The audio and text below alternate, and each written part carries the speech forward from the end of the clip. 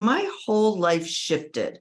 And from that point on, my trauma, because it was traumatic for me, became shame. I was embarrassed. I was shame. I was living in poverty. And I held that shame in me for almost 40 years. But we have, yes, with us here today, Dr. Bobby. She is a professor, a consultant, an entrepreneur, a #1 international best-selling author, keynote and TEDx speaker. And I saw the TEDx speech and it was amazing. So we'll talk about that in a little bit. She is a certified professional development trainer and a sought-after executive leadership coach. She was the vice president of knowledge and communications at US Capital Global, a corporate finance company, and former owner of Bambusa. Bambusa. I like that. All right, very cool. Bamboo products, right? Before it was acquired. Bobby is considered a top business expert across all industries, and she helps leaders and businesses embrace failure to rise to the next level of their success. She has been featured in Wall Street Select, Yahoo Finance, Market Watch, and International Business, and on ABC Chronicle. You'll hear as she speaks. She's has a lot of knowledge. She's a great speaker. And one of the things that she's going to talk about today, hopefully, is her latest book called Searching for Sea Glass. And I'm really interested in this book because I know it touches about stories from your childhood and also your adulthood. And it's an honest book, right? So it talks and you expose like some of your most vulnerable moments in life. Yeah. And there's definitely a lot of similarities in not necessarily our stories in terms of the details, but just we've both been through some really, how would I say it? Just difficult times. I'll say it like that. And I love that your book kind of lays it all out there and there's some kind of an order to it, right? So in terms of you broke it down by season, and I like this that you were talking about when things start to break apart. You talk about despair and brokenness, and then also picking yourself up piece by piece to find your soul again, and then achieving wholeness, peace, and ultimately light and love from within. So I love that. I think that, it is quite a journey. So let's talk about it. Let's get right in there. Yeah. So I just want to preface it with, I grew up with great riches growing up. I grew up in the late 60s, early 70s, and we were considered an upper middle class family. So when I say great riches, I had 2 parents, 3 brothers, a 5-bedroom, triple-story house, a boat. We were taking vacations. So we were living fairly wealthy at that time. And then something changed. My grandmother died. My father lost his job. We lost the house we lived in. And then we had to move up to a 3-room, not 3-bedroom, 3-room cabin in rural northern Wisconsin with no running water in the late 80s. So I was 13 at the time. So my whole life shifted. And from that point on, my trauma, because it was traumatic for me, became shame. I was embarrassed. I was shame. I was living in poverty. And I held that shame in me for almost 40 years. And the only thing that allowed me to kind of release it was writing it in a chapter of a book called Women Who Empower. And the minute I got my story out there, the minute I realized that there were other people dealing with similar circumstances, maybe not the same, Mark, as you talked about, and Agris, you and I have talked, so there's a lot of parallelisms, from rags to riches and riches to rags, up and down. We all go through this. It's called life, right? Mm-hmm. But then I thought, well, wouldn't it be great if I just wrote about like any problems that I had? And I thought it was just going to be a memoir about my life and how I overcame it. But as you may or may not know, it became kind of like part memoir and then part self-help book regarding source and light and alternative therapies other than talk therapies and, going into meditation and doing really deep inner work to find healing that way versus looking externally to try to find it, out there someplace. So that's kind of the metamorphosis that, it's kind of evolved into. And it's at the publishers right now. It should be out, I think, in August. We'll do some pre-sales on it. So I'm excited, but you're right. It was scary to write, and it's really raw and really vulnerable. Amazing. Will you come back? I will before- come back for sure. Yeah. Yeah, for sure I will. We can address it more. Yeah. Like, oh, when you were going to that place, experiencing that you lost something which you thought that it's something very precious and something which supposed to be yours.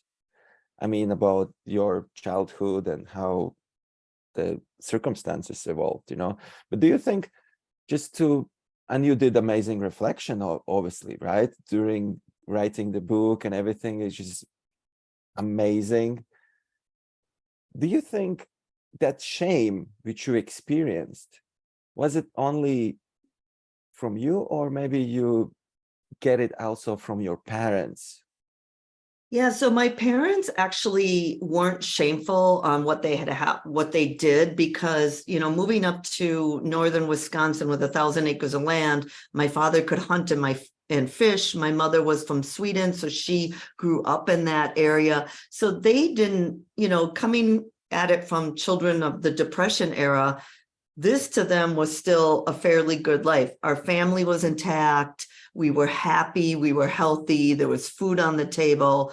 But for me, I think where the shame came from is, of course, you get it externally based on our culture in America, materialistic things, and not, no longer having that. And, it even went beyond materialistic things, Agris. It became necessity, like safety and running water and, things like that. When I say safety, it's always that fear driven motivation. Like, are we going to have heat? Are we going to have food? And even though we always did, as a child, to have that type of thought process really affected who I was for so many years, because I was always fear driven about anything.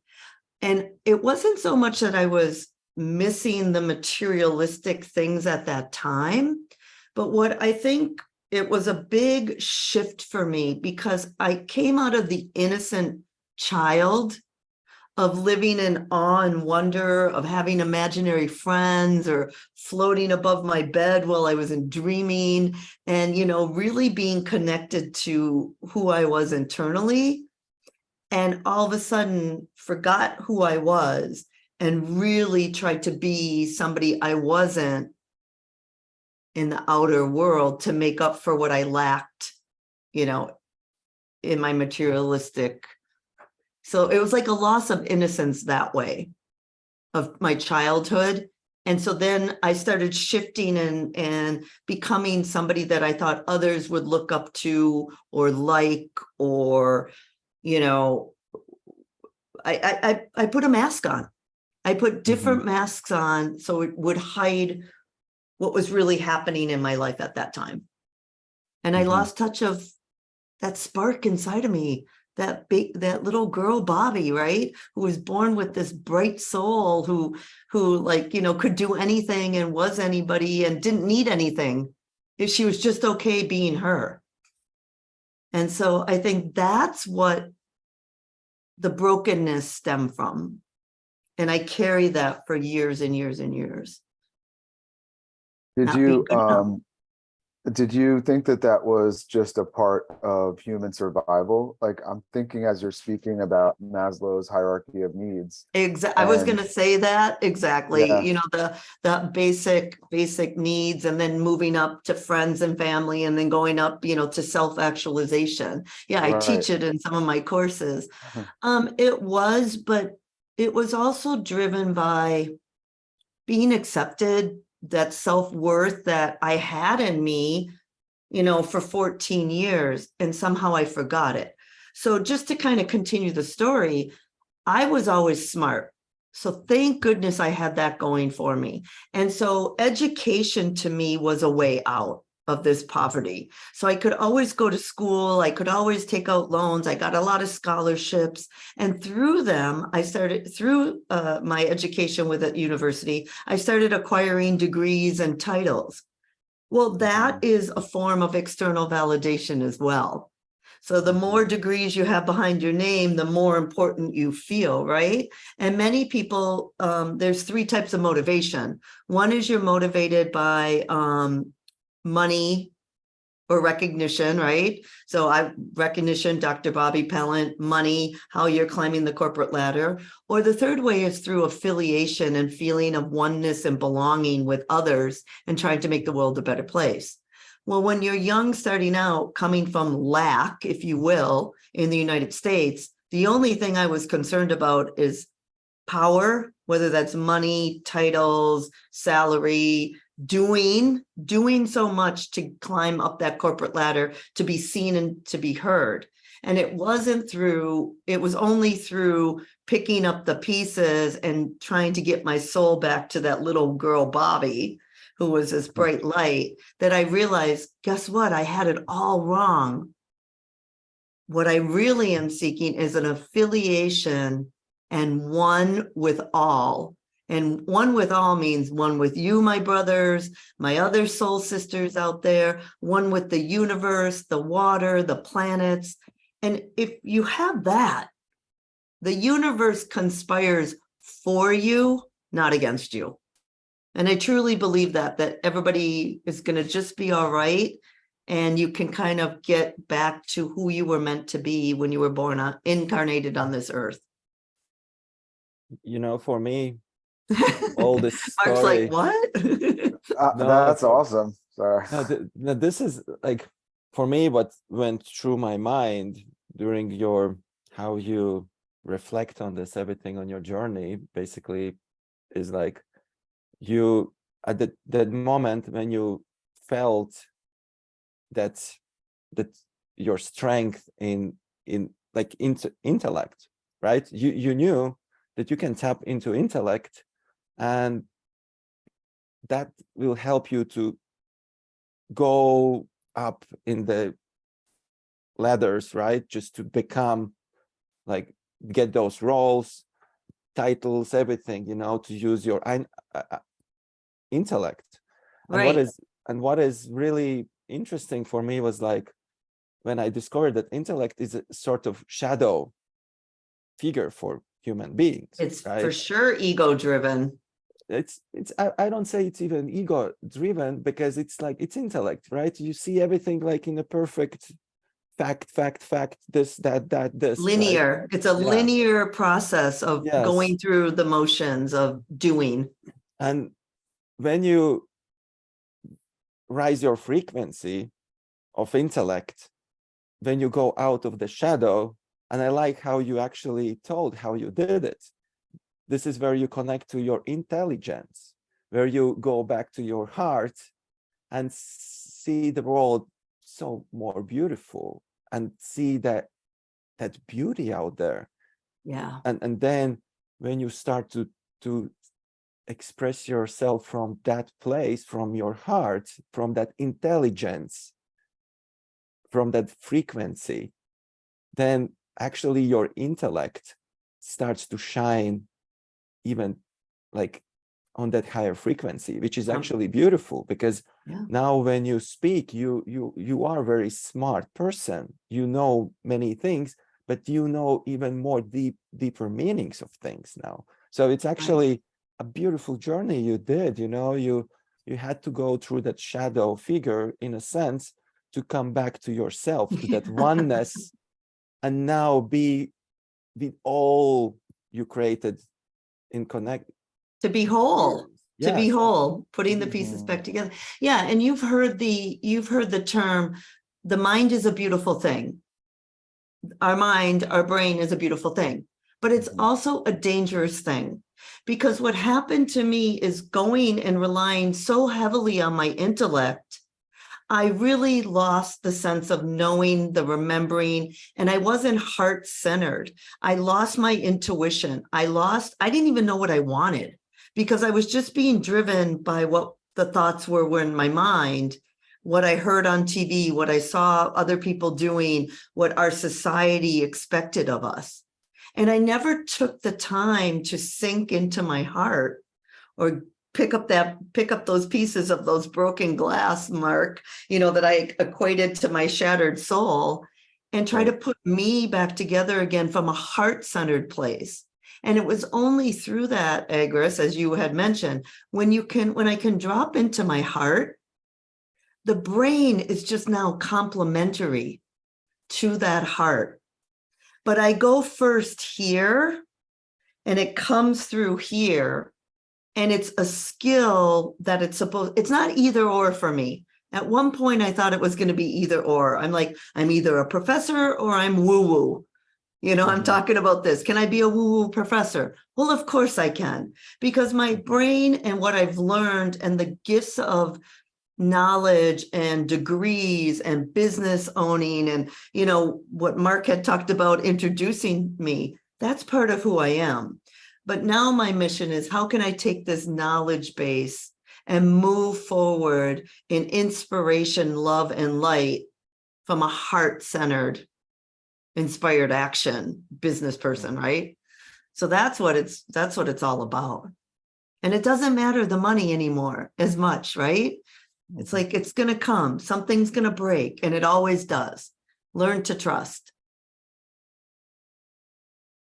Mark. Yeah. You're a little quiet. I'm just taking it all in. I mean, I think that, and it's funny because this is the problem with interviewing an intuitive, because I come up with a question and I'm like patiently waiting to ask it, and then you answer my question while you're talking. So I don't have anything else to say, but no, I'm only kidding. It's incredible. I mean, one thing I wanted to say that popped up as you were talking was that how could you expect to have done that? Like, how would you have even known how to do that? Because when we're young children, we just learn from our parents, right? Like we whatever we pick up from them is what we use. Like our model of the world is shaped by our parents, and whatever practices or strategies we have, we get from the people around us. So, how could you have been expected to do things any differently than the best way that you could? And you did, and like, Right. I think that that's the first thing that I want to honor in you and in people like you, is like, you didn't make any bad choices. You made the best choice based on your environment, based on your situations, based on what level of awareness you were at. And then, I feel like, you go in and life just has its way with you. And if you're one of those that gets knocked around harder than others, then you get to a point where you're like, okay, you know what? This isn't working. My life isn't working. Like this Exactly. whole chasing degrees and chasing the money and chasing all this stuff. It's like, because what you learned is that you can, as hard as all those things are, because they took a lot of effort, right? A lot of focus, a lot of time, energy, money, all that stuff. As hard as all that was, you nailed it. Like, you were just able to do it. Like, build a successful company, get all these degrees. But that's where the trap lies. But you do that long enough, and then you realize, like, there has to be something else, because at the end of this, like, it's, you get that degree and you have the day where you're celebrating, like, look, everyone's like, that's amazing. And then you're like, the second day, third day rolls around, you're like, now what do I do? Like, Exactly. So it was always that chase of being on that hamster wheel of life. And I've never been through, if you want to say it, a clinical depression, but I had anxiety, because I was always trying to do the best that I could do for everybody, whether it was my children or, helping other people out, and just running on a high adrenaline stress level. But I wasn't happy. Like, it wasn't fulfilling to me. I'd get that degree, and then what next? I'd buy that designer handbag. What next? I'd buy the Rolex watch. I'd get the Mercedes. I'd travel all the world, the world. What next? There has to be something more. And fortunately, I think the first segue into spirituality for me, I was raised a cradle Catholic. But I remember, and I don't know if you either of you heard this story. I went to an all-girls school in college even. So it was ingrained in me, and the traditions I loved. The principles and some of the things like that now as an adult, I don't agree with, right? But I love the tradition with my family and my grandmother and my aunts and uncles.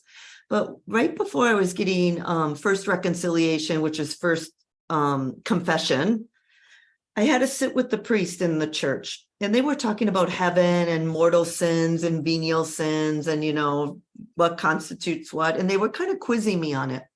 And he started talking about heaven, and that, you know, without going to confession, I didn't have a chance to go to heaven, and that my soul would be in purgatory. And at 7 or 8 years old, I looked at him and I said, well, what about the animals? And his head snapped back. I can see him clearly as the day is, you know, right now. And he said, well, don't be ridiculous. Animals don't have souls. They don't go to heaven. And I'm like, well, how do you know? And so I sat there as a precocious child and I was fighting with him. But that's just another example of, like, you know, trying to fit into that mold of somebody else wanted you to be and not rock the boat. But I'll never forget that kind of started. I'm like, hey, I know deep inside of me that this priest was incorrect at 7 years old. But what started it again for me as an adult is when I was working with Deepak Chopra and attending some of his 10-day meditations and learning how to do chanting in Sanskrit and breath work and things like that. And just these natural timeouts, if you will, to help with some of the anxiety and the bean and the hamster wheel really opened my eyes up to starting on that pathway for, you know, picking up the pieces. And then I just became a lifelong seeker of what other modalities would be out there to help me on this process, because not everything works for everybody, right? Right. Oh, for sure. Yeah. So- And talk therapy did not work for me, because I can talk till I'm blue in the face, but it doesn't get me into the inner deep work. So, Bobby,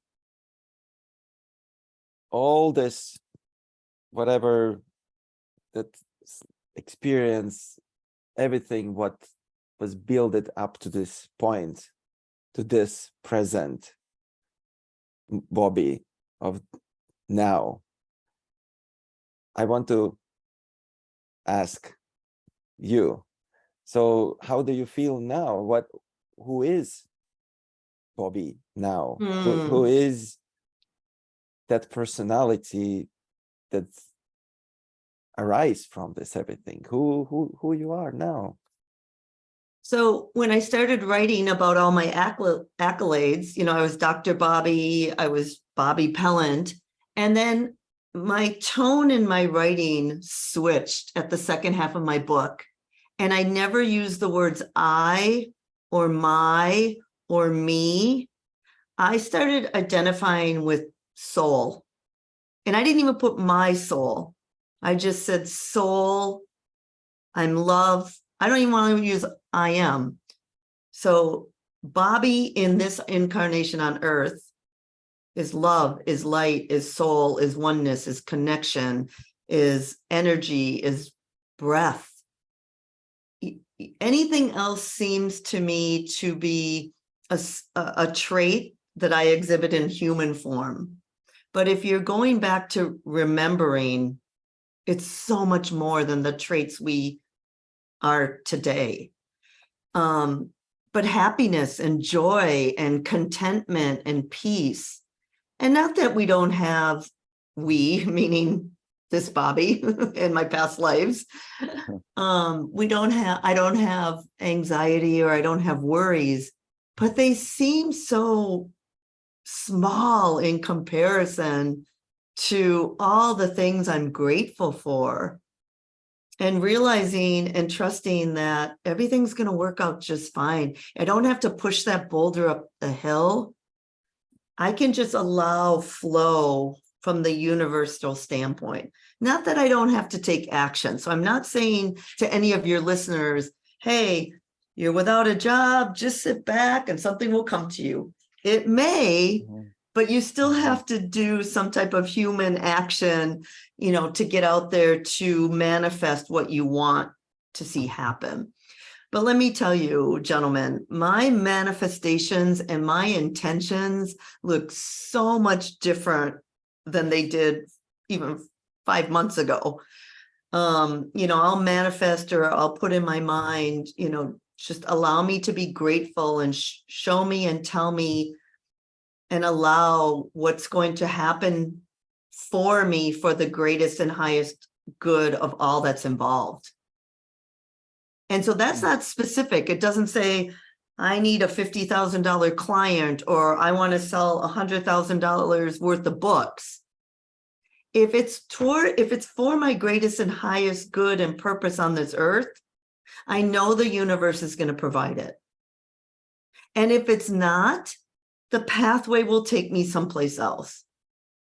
So I don't know if that answered your question, Agris, but that's where kind of like my head is at now. I don't specifically manifest a number or a title or a job, or, even a health issue could be a lesson in there for me somewhere. And so if I had a micro tear on my Achilles heel, I don't lament the fact that poor me, it happened to me, but what is it telling me to do? It's telling me to slow the heck down. Stop working so hard. Watch what you're doing. Pay attention to your steps instead of tripping over your feet because you're moving too fast. So stop the doing and sink into the awareness. And then it heals, because when you slow down, you heal. You answer it. For me, the only question is like, how do you recognize your higher good, how you get to that state? And as you said, I'm not like working, I'm living to my higher good, so you connect within so like whatever I'm going to do, it's for my higher good, for higher. So how do you get there? Yeah, so I have a daily practice that I do. What's weird is I did not do it before this podcast, so I'm like, it's kind of weird that I feel like I'm very open, but it's the energy in this technology that I can feel from you. So as soon as we're done here, I'll go back and do it. I start by, shutting down all my electronics. I usually do it probably 11 or 12 o'clock. Because there's stuff that I feel that needs to get done and just get going. And it's usually midday that I need to get back centered, because I can wake up pretty grateful. I can write my dreams down and list everything grateful. So I feel like I'm in my highest good through gratitude. But then midday, after you do a million emails and, I'm recording podcasts and I'm doing this and rushing here and there, middays is like, okay, now wait a second, I'm back on this hamster wheel. So I have to center myself. So it generally starts with some type of breath work. Wim Hof is one that, works well for me, and it can be like a 5-minute, it can be up to an hour. And then I really sink deep into some type of meditation where I try to open my third eye. And as you both probably know by now, but I'll tell the listeners, I've studied with some shamans in Colombia. So they have some plants that are legal to do in the United States that help me. They are legal. I want to restate that. They are legal to help clear the pineal gland in the third eye. And it's a form of a tobacco or a ritualistic snuff that tobacco tends to be masculine in nature. And so that really is centering and grounding. And by inhaling just a little bit, it helps me go deeper into the meditation and allows me to just get right out of my head and into my heart. And from there, I know that I can trust in the highest good. And it's not, I don't need to do that every day, but if I really feel out of balance or out of sorts, or there's a wobble, if you will, and I don't know what my highest purpose is or my highest good is. It's just that remembering. But I can get there through breath work or meditation or ice baths or cold showers or, anything else. Superfoods. I do a lot of superfoods that will bring me right back. So it just depends on the day and what's happening in my life. But I think we all can say that we have some type of practice. It could be reaching out to one of you two. It could be like, hey, I had a hit. I thought of you. Let me just reach out to you and tell you I love you or whatever. And it's just feeling that energy that you're not alone. And therefore just being puts me in my highest purpose, and not coming at it from a selfish, ego-driven point of view that I did for so many years. I think that you represent a lot of people. I think a lot of people could resonate with what you're talking about, just in terms of being super type A and high energy and just trying to maximize life in every inch that we can, like in every second that we can. But what I'm getting from what you said is that you, as smart as you are and as much as you've learned from books and things like that, it sounds like you've learned the most important stuff through just living life, right? I mean, the things that for sure are what didn't work for you. And so what I heard you saying before, you started getting into your daily practice stuff, which I think is awesome. It's like, you're navigating through life and then the crap hits the fan and, there's a million different ways to say that, but we're like, okay, well, now what do I do? Like, how do I fix what I can't fix this? And so our mind first goes to, well, what's in my tool belt, and you go and like, okay, I learned this religion when I was a kid, so I think I need something spiritual because everything physical isn't working right now. So, and you start pulling that out and you're like, yeah, no, everybody was like telling myths and those myths don't work for me. So, and so it starts you on another journey. And so you start seeking and then you become the seeker, right? Right. And then, so I'm curious because I'm sure there's a lot of people that are at that moment right there, where they're like, okay, organized religion didn't quite work for me. And so I want to explore spirituality, but I don't even really understand what that means. And we're so inundated now with just so much stuff. Like I'm blown away, just a simple 10 minutes on Facebook. And it's just like ad after expert, after workshop, after class. When I first started on my spiritual journey, I was in the back of like a new age magazine and maybe there were like 3 ads of 3 different classes you could take. Now you could take classes 24 hours a day, 7 days a week, and it still wouldn't be enough, Right. So my question is, from what you've learned, what really worked for you the best? Like if somebody was coming to you and they were like, I see a lot of similarities in our stories, where would you direct me to begin? Where would I start? Yeah, I would. So it's funny that you mentioned this, but it's not, because we're always on the same wavelength, the 3 of us at some point. As I mentioned, the second half of the book was like a toolkit.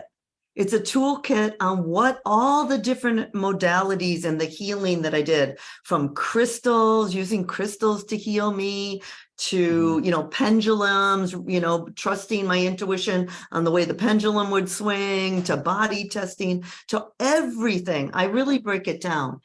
And that's a kind of a difficult question for me to answer, Mark, because what worked for me back then does not work for me now. Like I used to be the person that would take the tarot card or oracle cards and shuffle them and, shuffle them really quickly. And when one would pop out, that would be the card that I would, focus on for that day. But I realized through time that I was dependent on other things other than my heart. So that I would be signing up for classes. I would be buying crystals. I would be inhaling the shamanic snuff. And so I want to caution your listeners that there's nothing wrong with starting out and using talisman as a way, or holding on to things to get you centered. But I want to just say that you don't need that, because once you get to that level of hey, I don't need cards anymore to tell me what I need to focus on. All I need to do is sink down inside of me and see what's bubbling up and do that inner work. And why is this triggering me? Or why do I need to work on it now? Or whatever the case is. Well, I don't need a card to tell me then what my intentions should be, right? Or I don't need a rose quartz crystal to clear me or center me that I'm love and light. So those things work for me when I was early on in my journey. So I would just say, you don't need a big investment, right? Just so I'm not telling everybody to go out and spend a ton of money, but just really tap into what feels right for you. And what really feels right for me, present day, is breath.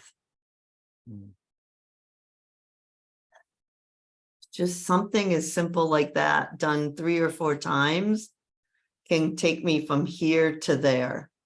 And it's a practice, because when we're stressed out, we forget about it. So it's a reminder to just breathe. And how I like to look at it as I'm inhaling, receiving. I'm receiving something when I inhale. And when I'm exhaling, I'm releasing. So whether that be stress, whether that be my to-do list of all the things that I have to do on my list, whether that has to do with fears, financial fears that you mentioned that I talked about on my TED Talk. And then when you release it, it opens up the space for what are you willing to receive? So that for me right now is my go-to. But let me tell you, I've done them all. I've done it all, including, cannabis ceremonies and plant medicine ceremonies. And I needed to learn to be self-sufficient, to center myself without any external influence and or substance. That's a really great answer, and I appreciate your honesty with that. And I also feel like it's part of the reason why we have this podcast, is because we reached a point where, like, one day in our conversation where we were just talking about the ridiculousness, literally the ridiculousness of how many classes, workshops, modalities that we've taken. And like you said, some of them are very useful. Like, for example, hands-on healing for me in my life, I never was a Reiki practitioner, but I learned it for myself and I've done it every day for my entire life. I see a lot of value in it. Anyway, that's one of so many things It's amazing. that are Reiki is out there. amazing, right? Right. And you But have the that in thing your that, toolkit. right, exactly. But the thing that you said that really stuck out is the whole, like, pausing and just, like, literally, this doesn't cost anything. You just stop in whatever you're doing and you just take a deep breath. And sometimes it's not even taking a deep breath. Sometimes it's just allowing your body to breathe on its own. Because I think when we get caught up in that to-do list, which I think there was 40 or 50 things on your list that you just showed me. But once you Not get quite. caught up, yeah, we become shallow breathers because our breath matches, like, all the stuff we have to get done. And so sometimes when we just kind of push everything aside, then we have an opportunity to allow the body to recalibrate and slow down our breathing at its own rate. And it's a practice. Like you just said, it's a practice. And somebody tells us this, we see it on a TikTok video, YouTube video, or we take a workshop and we're like, oh yeah, I have to breathe. That's right, I have to breathe. And in fact, my wife said to me the other day, even my watch tells me to breathe. And the thing is, it's just being more mindful of breathing. Yeah. And it's also, so I've been trying to incorporate that into my life too recently. And I realize how hard it is when you've not been doing that for so long. But I read recently from something that Agra shared with me that that if you look at nature, if you study the animals, they're always pausing. They're always, like, taking a breath, taking in their surroundings, being mindful in the present moment, and then carrying on where they need to go next, right? And so if you allow this to happen, nature will, or the universe, or whatever you want to call it, will always send you pauses. They're like a gift, So I was listening the other day. It was like, if you pull up to a red light, what's the first thing that we do? We pick up our phone, right? And we're like, oh, because we have, like, 7 text messages that we haven't looked at since we started driving, and now it's safe to look at the phone really quick, right? Well, that was nature's way of sending you a pause that you could have not looked at your phone. You could have just taken a deep breath or just whatever, just allowed yourself to look around and notice something. So those are gifts that happen. So I've been practicing this as well. And I noticed even the other day, I was on the phone with a coaching client and she wanted to share something with me on her phone. And she's like, scrolling through, like, I'm so sorry. Like, I should have had this ready, and I was like, just sitting there like, no, this is one of those pauses. This was a gift that the universe gave to me, and I'm going to take advantage of that. Because normally, even before I started to mentally try to incorporate this into my daily living, I was like, oh, you're busy with that? Okay, I'll look at my phone while you're looking at your phone. It's not a problem. And I realized that's when we're shutting down all those opportunities that we're given over and over and over again for those pauses, so we can live more in the present moment. So I'm so glad that you just said that. Yeah. And another thing that came up for me when you were speaking, and some of my really close friends can attest to this. I haven't seen you in person yet, but I hope when you do, you'll recognize this, is that play. Like, I'm freaking the class clown. I play. I'm the first person that like jumps into the pool with her clothes on. Like, I'm just as goofy. Like, I mispronounce words and I'm like, tell bad jokes and nobody laughs. But guess what? It makes me happy. So Right. not only pausing and going down deeply, but for me, it's like I'm 58. I don't even know how old I am, 59, somewhere around there. But yet I feel like I'm that 10-year-old girl again. Like, I'm the person that wants to play pranks on people. And that, I think, is just as important as pausing, is what brings you joy? What makes you smile? What makes you light up? And I'm not talking work related or achievement related or being connected as one or having this talk. But if you could be anybody that you wanted to be without fear of judgment, what would you do and who would you be? And through this inner work and putting myself back together again, I'm like, I'm too old and I don't really care what people think of me. So I'm going to be who I am. I'm going to show up for me and I'm not going to show up for you. So, that's what it is. And that to me is play.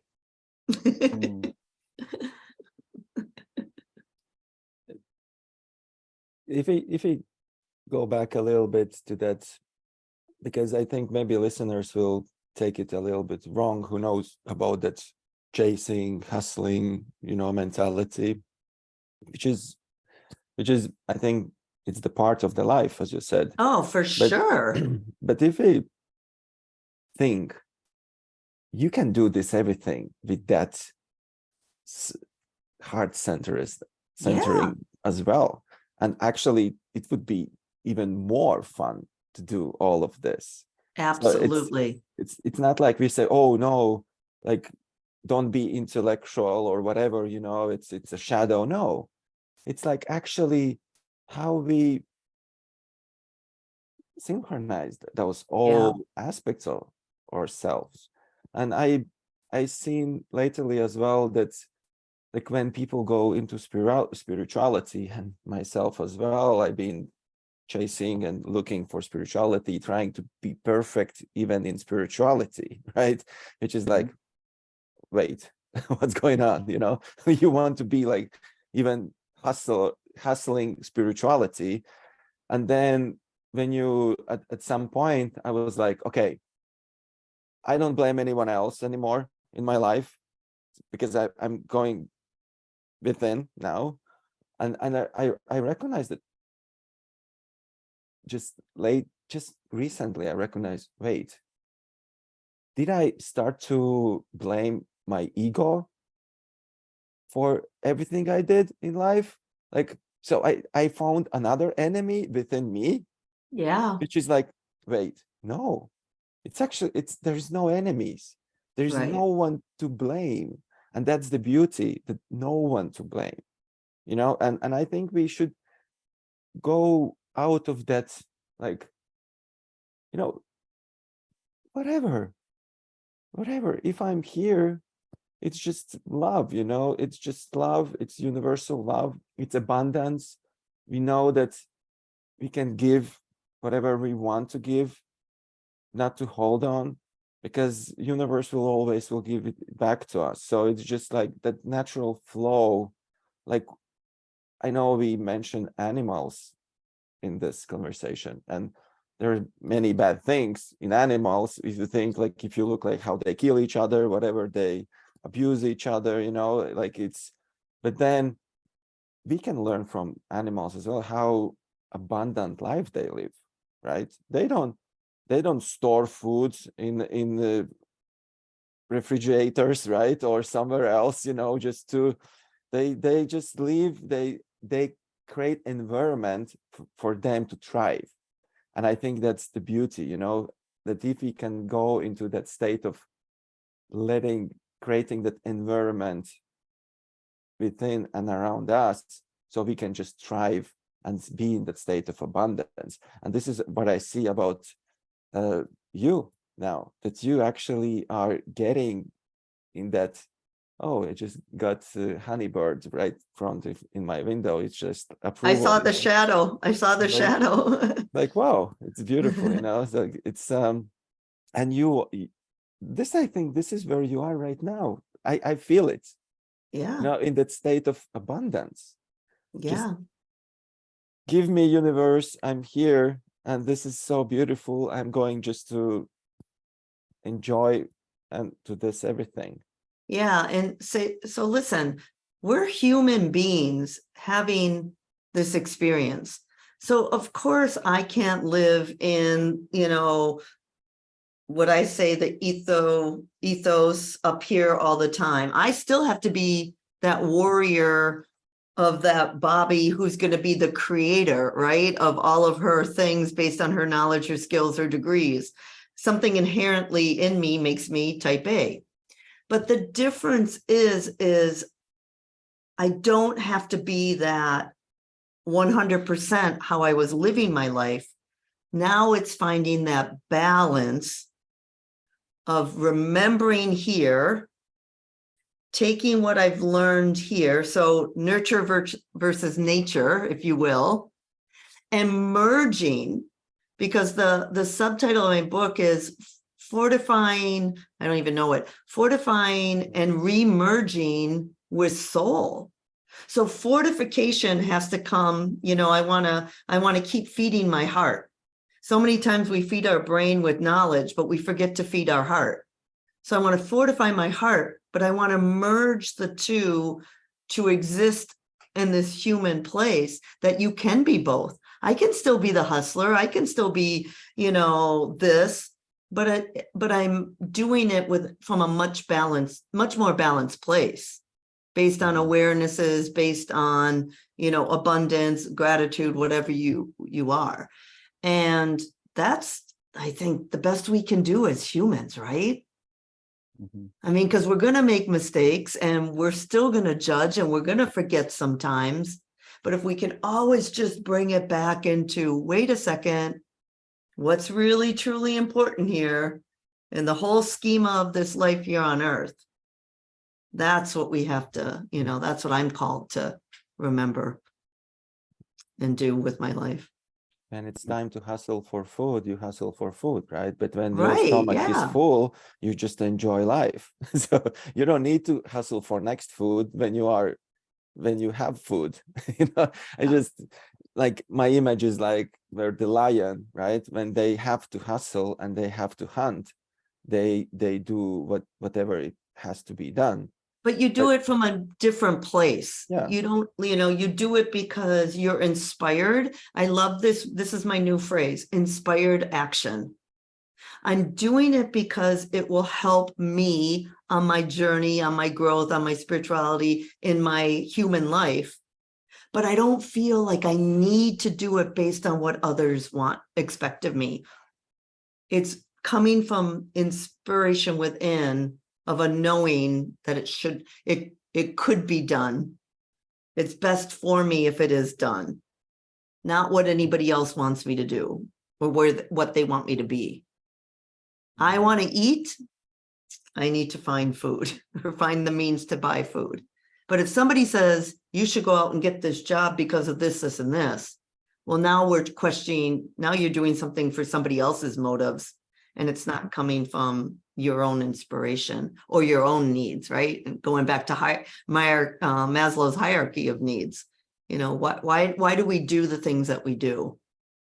And is it inspired action or heart-centered action, however you want to say it? I love this. I love it because you're reminding us that it's important to realize that it's not spirituality, especially Agris, when you started this in the last thing that you said, in terms of like, it doesn't mean you can't be a hustler. It doesn't mean you can't go after things. It doesn't mean you can't get degrees. Like, we're not trying to make any of that bad. We're just trying to say, or you're just trying to say, and I agree with it, and Bobby obviously is agreeing with this too, that this is the way that I look at it. This is sort of my interpretation of it. You don't go into spirituality. You don't go into the corporate world and expect it to give you something. You take yourself into that environment, right? So if you go into spirituality, you get out of spirituality what you brought into spirituality. And if you're not bringing your whole self into spirituality, then you're going to leave unsatisfied. And if you go into the corporate world feeling not your whole self, you're going to leave unsatisfied. And with relationships. And with relationships, like, human interaction, anything. If you're not showing up to play full out, you're not going to get, full out. You're never getting anything from any of those things more than you're bringing to the table, And I think, something that's really changed my life specifically, even recently, is just that if spirituality isn't working out for me, if the corporate world, if my business, if my relationships, if none of these things are working out, none of those things are the problem. They're just showing me that there's a problem within me. And when I say a problem within me, I'm not saying it from a place of judgment. I'm saying of it from a place of awareness, and saying that maybe there's a shadow or like like an inner child or something like that needs some healing from something that happened in the past. And so we go out there in the world, spirituality, careers, relationships, in order to get something. And we forget maybe that whatever we bring into that is exactly what we're going to get out of it.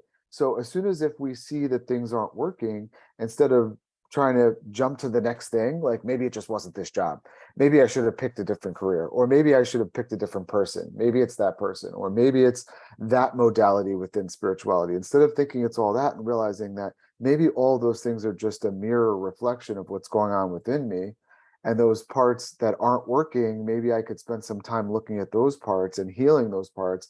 Then maybe, and sometimes that means slamming every single door around you for a little while, like just sort of separating yourself from that for a little bit, enough to do the healing work, and then revisiting it and seeing that it's a whole different world that you didn't even realize was existing. Agris and I go through this on a weekly basis, because I'm like, I've decided that this doesn't work for me anymore. And he's like, oh, that's interesting. So what do you think that's all about? I'm like, oh, don't start with me. But it's always because we always have to go back and look at us, right? And see what's going on with us and see what parts of us still need some healing. And like you said, what can bring us back into the heart? What if that heart is a little wounded and we don't want to feel what's going on there? So maybe that's the most important thing that we could focus on for a little while. Yeah, and it brings me, because Jack Canfield, who the author of Chicken Soup for the Soul books, is a mentor of mine. He's a great friend of mine. And he came up with a formula that I use in my business classes, and it's called E plus R equals O. E represents an event or something that happens. O represents an outcome. You can't really change the event. We can't change the weather. We can't change other people. We can't change, certain circumstances that we're born into when we're younger. And therefore, if we can't change the event, but yet we want to change the outcome, R stands for responsibility. And if we just look at it, that 100% of everything we put in is an energetic exchange with whatever we're contributing to. If we change our energy and how we show up to something, it's going to change the outcome. And in that equation, the only thing we have control over, and I don't even like the word control, but the only thing that we have responsibility for is how we energetically show up. And so that goes with what you were saying, Mark. If we're playing at 50% vibration, we're only able to receive a 50% vibration back. But if we look at an event or an opportunity or a job or relationship, whatever it is, as an opportunity to show up 100% and take responsibility for anything, we're going to freaking change our outcome. And that's where have to look internally. Because if I can't change anything else, I'm going to have to do a deep dive in what can I change in myself to show up at a different vibrational energy to get a better outcome or an outcome that I want. That's the best for all of us involved. And can we call it surrender to the experience?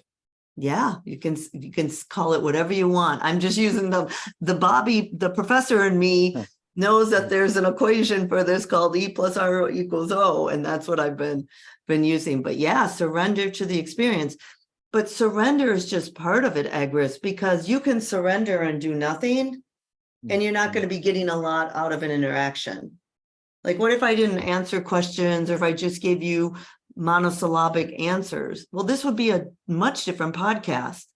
But knowing that I'm going to show up and give it my all and play full out, as I know you are, our energy is just swirling. So this is an awesome, awesome podcast as a result of us knowing what we're here to do, right?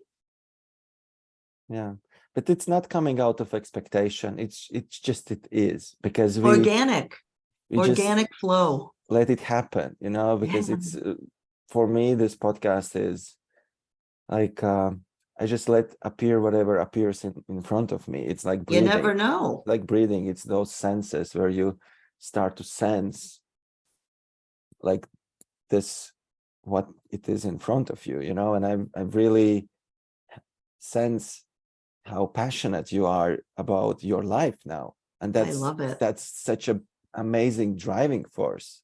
Yeah. It's just, I feel it, and I think our listeners going to feel it, how passionate you are. And I think it's always been you, like going into whatever you go with all the passion you have, and from the place you go in, whatever it is. And I think you are so ready. Isn't it that you are saying sometimes to you, I'm ready. Oh yeah, bring it. Bring it, universe. Come on.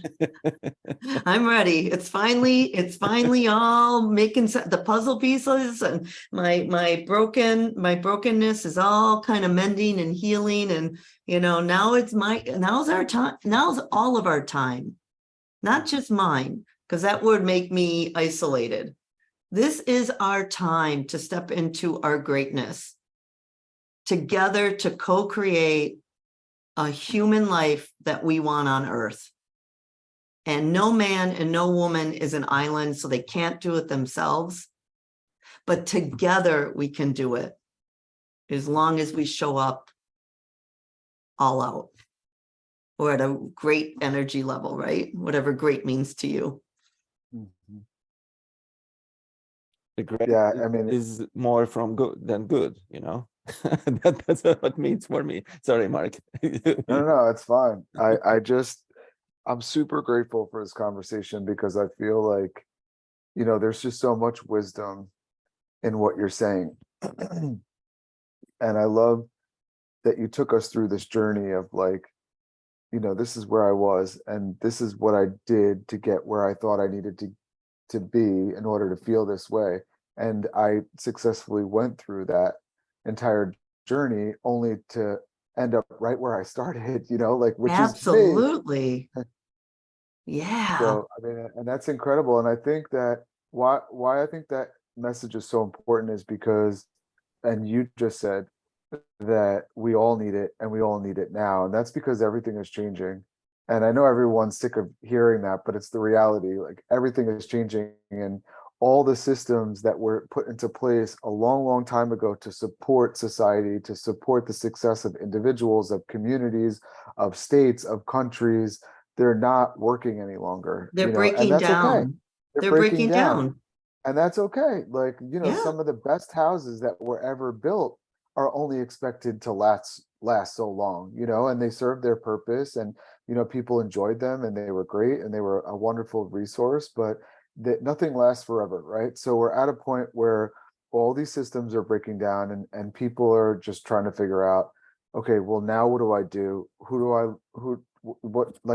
What's the plan? Because I feel like the plan used to make more sense. I was just saying this to my dad yesterday on the phone because we were talking about the kids.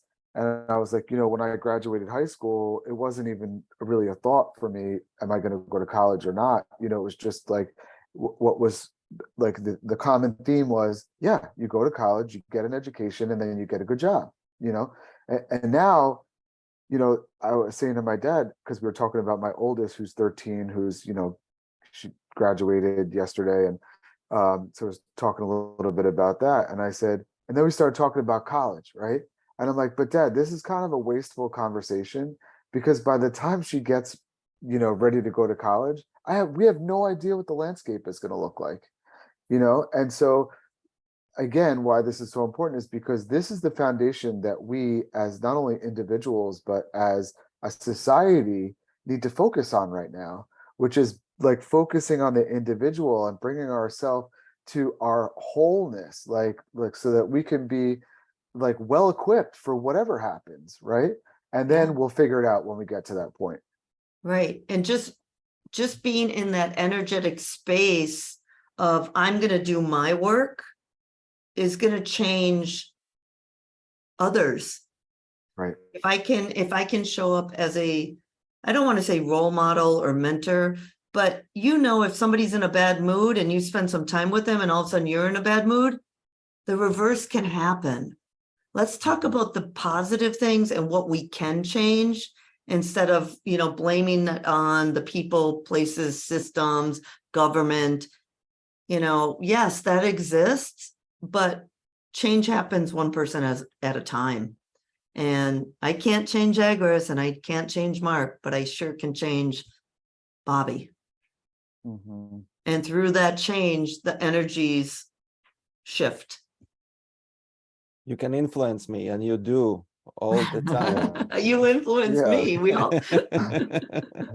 we inspire. We inspire. I can become sick of you, like in a good way, Yeah. like influence like a flu. Right. That's funny. Yeah, it is contagious. You're right. It is contagious. And well, I mean, amazing. Thank you so much for, spending this hour with us because we learned so much, and I love it because I've had a chance to get to know you, and then we meet on this podcast and I get to learn even more about you, and then also get to pull out this, these great sort of tidbits of like useful tidbits that people can incorporate into their life, because I think we're all on that journey of trying to figure out what works, what doesn't work, what book should I read, which class should I take, which, you know what I mean? And what we got from you, I think, is, just go inside, just work on yourself right now, heal those parts of you that need healing, and like take a little pause. What else did we say? I'm going through the clip notes now. Take a pause. There was one other Authentic. Other thing I think you have authentic. to be authentic with yourself, be raw with yourself, be vulnerable for yourself. You don't have to tell people what's happening in your life or your deepest, darkest fears or secrets, but you have to know what they are and what scares you. Right. Because you're not going to heal those parts of you or bring back those fragmented parts of your soul unless you can diagnose what the real issue is. And for me, like I said earlier in the broadcast, it was shame. And once I got over that hump, everything seemed to be easier for me to become more aware of what's going on, in me innerly. But it's just that recognition and remembering. Yeah, I love this, gentlemen. I love this podcast. Yeah, same here. And the practice, that was the other thing that popped it up into my head as you were finishing that last piece, was that make it a practice, Yeah. like these are new things that some of us are learning for the first time, and integrate them, experiment with them, have fun with it, see if it works. If it doesn't work, try something else. Yeah. And And if it don't does do it all work, at once, because right, then it becomes just a list that you have to cross off of things you do. I've got to do my breath work. I've got to do my ice bath. right, I've got to do my right. tarot cards. I've got to do my cleanse my crystals. Pick a Yeah, few, work with them for a week or two, throw away the ones that you don't like, bring another one in, and eventually whatever resonates with you to bring your energy where it needs to be will be the best for you. right. Perfect. But before we let you go, we want you to influence others with some, like, what you are going, like, invite people, follow you, tell what you're working on, what the So message, whatever you want to know, for listeners to know, where to find you, how to connect with you, work you do, whatever your passion is right now in here. So what, give them your influence. okay, I'm going to pitch them. I'm going to give them my spiel. So my website is robertapellant.com. They can find some of my corporate work there. But what I'm really transitioning to help people do is to overcome their fears of success and what that means for them. Because a lot of my clients now are transitioning from corporate 9 to 5, and they're starting their own businesses or their sole proprietorships, and they want to do coaching or help others. And I'm all about being that way shower on how to get them to the level that they're showing up for others that they want to have as clients, right? Just what we had talked about, Mark and Agris. So that comes with self-confidence. That comes with not caring about what others think, no judgments, doing things your way, depending on where your intuition lies, and just overcoming fears. Because as I said, it's one of my favorite sayings, the universe is not going against us. It's conspiring for us if we just listen to it. So you don't have to push that boulder up the hill by yourself. I can be there to help you. And if anybody wants to reach me via email, it's just easy, roberta@pellant.com. But yeah, let's see where we can work with each other. And if not, the book will be out shortly, and maybe I'll be back on. Yeah, definitely. We would love to have you back on. I think that we could spend many, many, many more hours picking that brain of yours with some more great stuff. We can do a And so, deeper yeah, dive. We can do a yeah, deeper we could dive do a in some deeper dive. modalities. Yeah. Well, yeah, I'm glad you said that, because that's one thing I quickly want to mention on our way out, is that, your book is coming out soon, and you didn't even scratch the surface on how amazing those stories are. Like there's so much about you that people haven't even had a chance to really get to know. And so I love that you took the time to put it all in a book, because it gives people, that opportunity to read your story, which is incredible, and learn those modalities that you talk about in the book too. So that's going to be exciting too. Thank you. And just to final words, the book and the sales of the book is not about me making money. The book is getting it into the right hand of somebody that wants to continue on a journey of self-healing, self-growth, inspiration, source. And 25% of any sale of the book's going to go back to the rainforest. Because like I said, most of my practices are formed from indigenous peoples, whether that's Native Americans or shamans in Colombia. And I just felt really drawn to give back some way to some of these communities that are being, forgotten about because of society coming in and making everything homogeneous. And I want some of these practices to be preserved because they've really helped me. And so it's not about the money. It's just about whoever's going to buy the book is going to use it, and they're going to learn something out of it. Yeah. It's all about energy exchange. It's all about energy. Yeah. Yeah. Thank you so much, Bobby. You know, Thank you, gentlemen. we are going to put in description all your links. So for worries. people, it's more easy to click on. Also, Perfect. we invite everyone, every listener, if they want to join our community, we call it movement. This is Source Movement, where creators, whatever comes, and we encourage everyone to really to go back to their themselves, self-love, self-authenticity, self-authority at the end of the day, you know. Yeah. Thank you so much. I love you both. I love you both so You're much. a gift. You're a gift for So this. are you, universe. brother. So are you, my brothers. Thank We you love you so too. much. We'll see you Love soon. you.